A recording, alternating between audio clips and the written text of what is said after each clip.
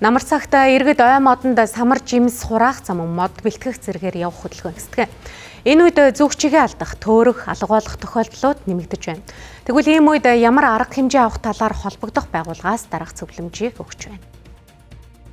Тэгэхээр өнөөдрийн байдлаар бол онцгой байдлын байгууллага 2 эрен хайх ажиллагааг бол явуулж байна.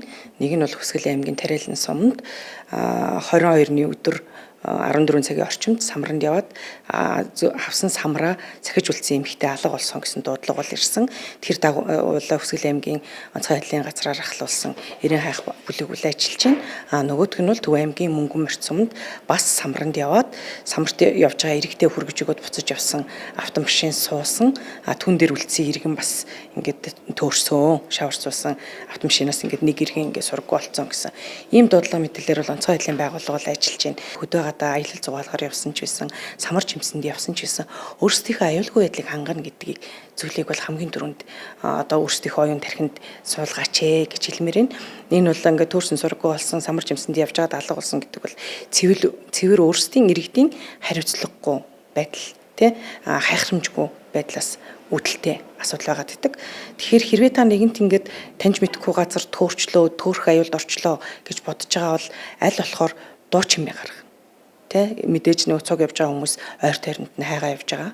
Тийм учраас нөгөө цуг явсан хүмүүс ойр тойрондоо хайж байгаа учраас байсан газраас айл болох хол явахгүй бах. Ийш тийшээ зүгч гин баримжаагүй явахгүй бах. Тэрийг бол хамгийн түрүүнд анхаарах хэрэгтэй. Олон улсад төөрхөөс урьдчилан сэргийлэх үүднээс дараах зөвлөмжийг өгдөг байна.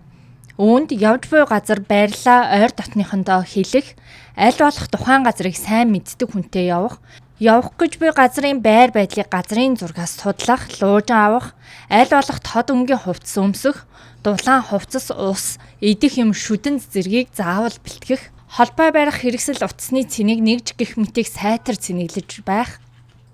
Нэгэнт өөрийгөө төөрсөн гэж мэдэрвэл тайван байх, аль болох нэмж хөдөлгөөн хийхгүй, тухайн газраа тогтох, хүмүүсийн яриа машин техник гэх мэтийн чимээг анхааралтай чагнах, утасны цэнийг ус хүнсээ гамнах хэрэгтэй юм а.